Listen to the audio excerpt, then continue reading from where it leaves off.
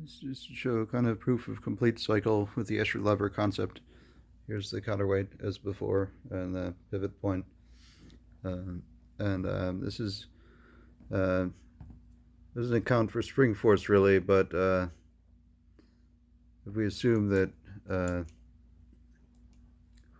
spring force isn't a problem, or that we can replace it with a different with a twisted cardboard instead, and this is excellent sign with this careful construction that the device can complete a cycle automatically. If we assume the twisted cardboard works just as well, then this is a very excellent sign. It was hard work to get to this point. That's pretty interesting. Pretty much like an Escher machine, basically. Wouldn't ordinarily expect that it would get that far just with a very light spring cardboard going upward and downward like that. Okay, thanks.